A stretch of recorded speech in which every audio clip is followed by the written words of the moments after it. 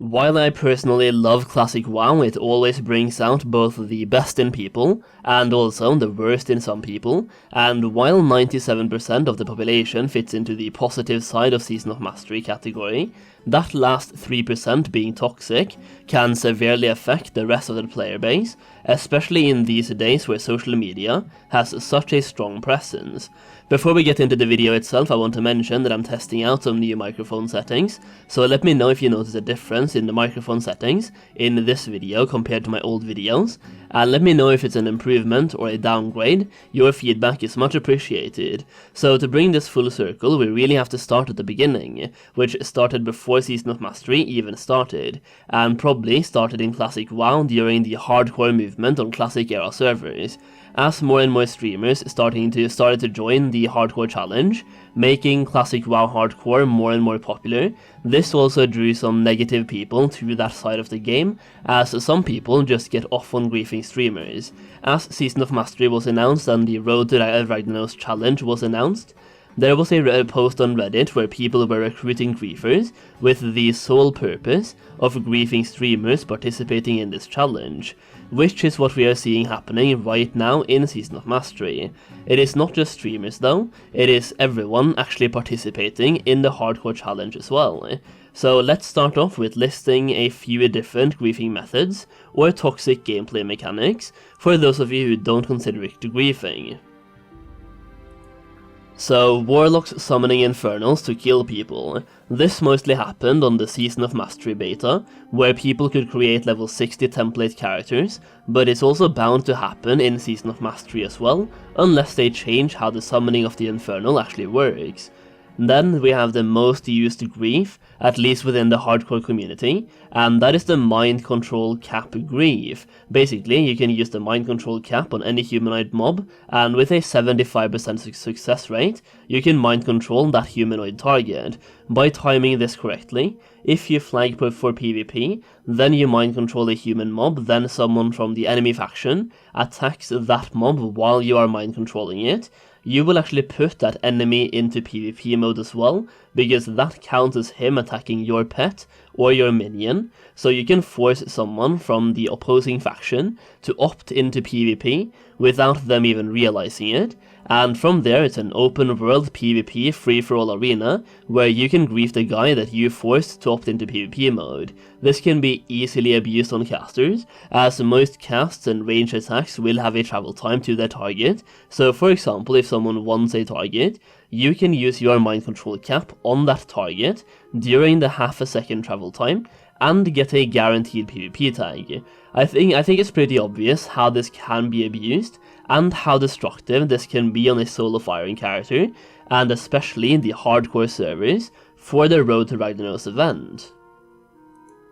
This is why the solo firing buff is a complete joke in my opinion, and giving us the solo firing instead of official hardcore servers gives even more room for toxicity, and is more of a boost to toxic players than anything else, because now they can level to level 60 without the solo firing buff, and they can grief other people who are playing with the solo firing buff. This is not a dig at the hardcore community, because I know almost everyone in the hardcore community would prefer official hardcore servers as well, because at that point, griefing becomes a risk versus reward scenario, where if you try to grief and you die, then your griefing attempt has backfired, and you have to delete your character, while right now on the official hardcore servers, there's a 0 to none risk versus reward scenario, and multi-lifers are griefing solo firing players.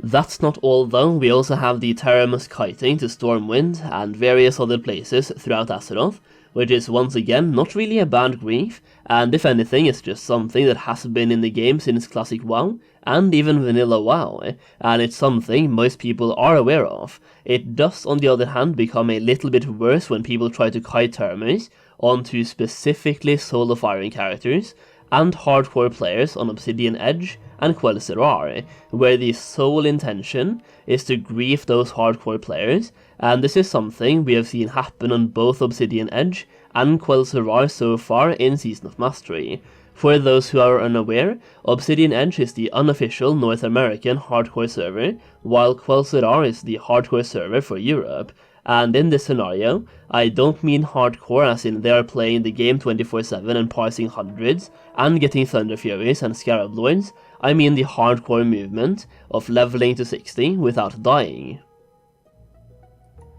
We also have a new method of griefing hardcore players where griefers are kiting unseen mobs onto hardcore players, causing hardcore players to die without having the ability to defend themselves, which is pretty much just as dangerous as the mind control cap griefing method.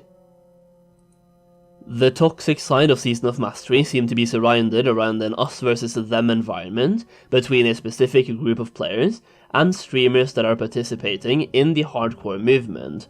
However, the griefers are also targeting anyone that is doing hardcore, not only streamers. The us versus them narrative also builds upon itself, and the griefers are mad at the Road to Ragnaros admins for constantly changing the rules of which deaths are appealable and which deaths are not appealable, but these rules have to be changed because of the griefers and the way they are griefing. If there were no griefers, the admins would not have to adjust the rule set when it comes to which death counts as a griefed death and which death could have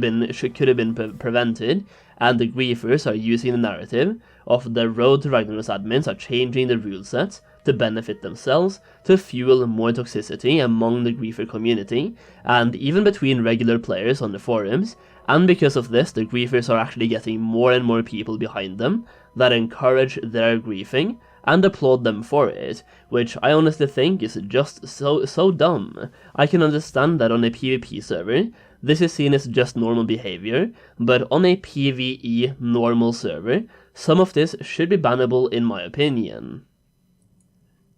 Forcing someone to opt into PvP on a PvE server by abusing the mind control cap should be bannable, at least on PvE servers, at least when Blizzard have gone the extra mile and introduced the Soul of Iron system to make leveling more engaging and more fun without proper protection on PvE servers. That is quite literally just an invitation for griefers to have their fun. It is pretty much an evil, endless circle where the griefers are griefing streamers and hardcore players, and because the hardcore movement is as big as it is, they are able to get some of the griefers banned, and some people consider that streamer privilege, which again pisses them off,